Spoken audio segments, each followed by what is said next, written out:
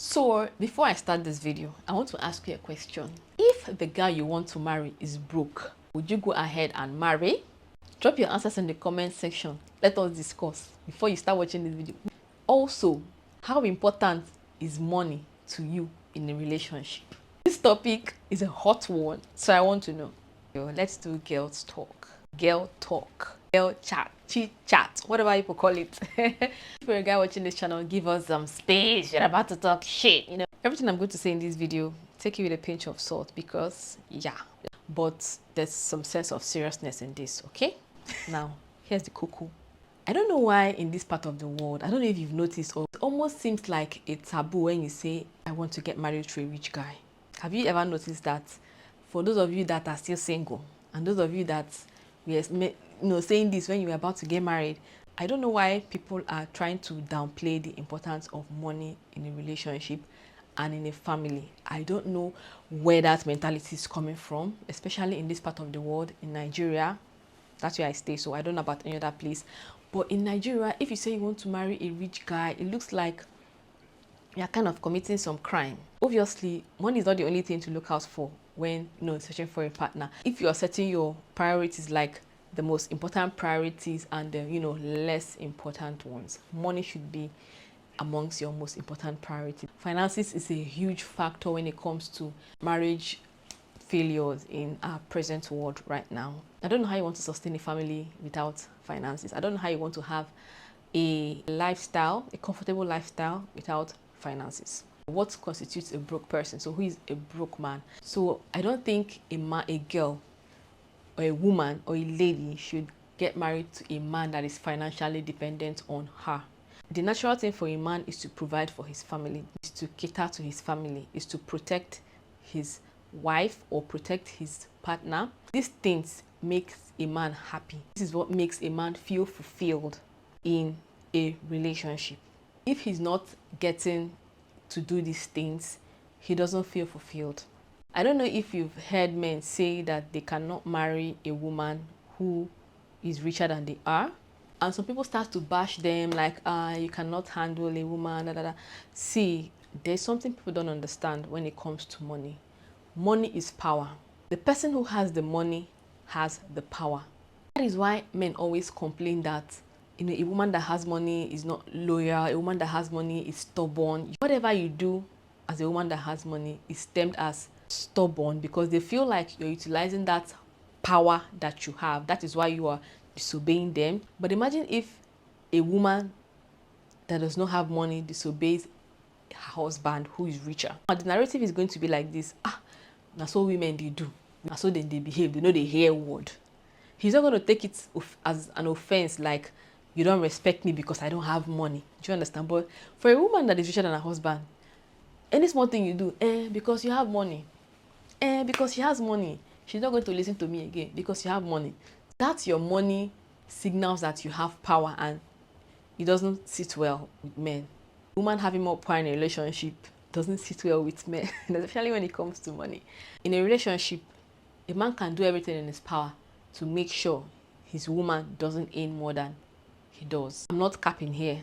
Let me tell you something. There's a WhatsApp group that I'm in. A married man in that WhatsApp group said that his wife cannot be richer than he is. If she starts making more money more than he is, he's going to steal the money. I wasn't told. This is something he said. So women don't have any problem when their men are richer than they are. They even pray, God, please bless my husband. Let him make money. Let his contracts grow. Let this one happen. Let that one happen. Now, I'm not saying that as a woman, you should not have your own money. This is not what we're talking about here. I have seen women who, in the beginning, they didn't have an issue taking care of the home when it comes to finances. But in the long run, they start to, bear grudges. They start to feel resentful towards their partner, and it also affects economic security. You know how marriages go. Once you get married, you start to have kids. Most times the women are kind of limited in terms of how often they can go out to hustle for money for someone that is doing business. Some of them are also limited in the sense that they go on maternity leaves, they don't get paid. I have a friend that went on maternity leave, and during her maternity leave period she did not get paid. So in that case, if she's a breadwinner of the family, what now happens? So for the space of that 3 to 6 months where she's not working, they are not going to be feeding. Now you can imagine they have more responsibilities. They have baby food to buy, they have diapers to buy, baby is going to be going for, medical examinations or, whatever. And these things are bills, these things cost money.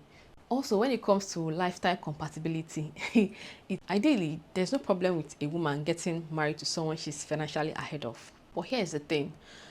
Most men, now I'm not saying all men, most men do not want their wife to lead, especially if their wife is the, like the breadwinner. They don't want their wife to lead. Now, here's an example of what I'm saying. I saw this story on a news channel. Now, this woman and this man, they live in a low, let's say low income neighborhood. And the woman is doing very well in her job. And after a while, the woman is like, oh, I'm making some good money now and I'm able to move us to a better neighborhood, where we can better raise our kids, that kind of a thing, and, have a better life. Now, the man is like, no, he doesn't want to move. He wants to remain where he is. That if they're going to move, then they'll have to wait until he's able to pay the rent, he's able to pay for them to move away from this place. So, are you seeing that kind of situation now? The woman is willing to uplift the family, but the man is now the one dragging them down. And honestly, I don't blame the man. I understand where he's coming from. I don't blame the woman too. I understand where she's coming from. Also, there's this other story I heard. The lady is also making good money, more than the man. Now, the woman is like, okay, let me do some, refurbishing in the house, change the curtains, do the paints and, change some furniture. The man is like, no, you're not gonna do that in my house. And you as a woman, it's going to be paining you because you have your money to live a better life. But your husband doesn't want you to spend the money and live a better life. And he doesn't also have the money to spend for people to live a better life. Like, it's like witchcraft. Do you understand? But I understand where the man is coming from. I understand where the woman is coming from. So that's why in the first place, as a woman, it's advisable to get married to someone that is ahead of you in finances. That tendency to want to pull you down, that tendency to want to keep you at a level is not there. You are able to grow better, you are able to grow further because the person is already here. So you have a space to grow. Unlike when you are here, the person is here. The person doesn't want you to even pass here and keep going. As a woman, have you ever faced financial stress? Then imagine a man that is supposed to cater to the family, to the kids, and is unable to do so. He's going to be angry. Any little thing, he's going to be pissed off. And this is going to cause a strain in the family.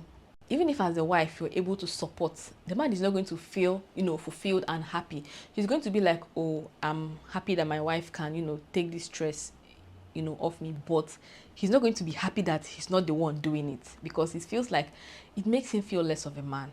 Do you know that some men are not used to being the one to take care of the family just because the relationship didn't start like that? The relationship started as the woman being the breadwinner. The relationship didn't start as the man being the breadwinner. So they've defaulted to allowing the woman be the breadwinner. So now it's a different thing if maybe the man has been the breadwinner and along the line maybe he loses his job or he's in between jobs and something like that. It's understandable. The man understands that he's the breadwinner, so he's going to try to make everything possible to come back to that that position compared to someone that has never taken care of the family before. The truth is that when you have, when both of you are in sync, financial difficulties can be addressed over time. So it's important for you and your partner to be on the same page when it comes to finances and when it comes to responsibilities. So ultimately, your choice of a partner should be based on the willingness to come together to work as a team to overcome life's challenges. This is what is going to make everything work. Having the same shared values is also very important. And marrying someone that sees you as a friend and not as a subject, it's very important. You need to understand yourself. You need to understand what you want. You need to understand what you want as a family. And you need to understand how you want your family to look like. These things should inform the kind of person you finally, decide to get married to. Forget about what society is saying. Look at yourself. Can you respect someone that is dependent on you when it comes to finances? All these kind of things are things you should watch out for and not what the society is saying and detecting for you to get married to. So with these few points of mine, I hope I have convinced and not confused you. Alright guys, so thank you for watching this video, and I hope to see you in another exciting video, and I also hope to do more of girl chit chat talks. You know, I find it interesting to sit in front of the camera and talk. Yeah, so if you have more topics that I can talk about, please leave them in the comment section, and also subscribe to my channel so that you can get more videos from me. Thank you for sticking with me on this video. I'm gonna see you in my next video. Bye.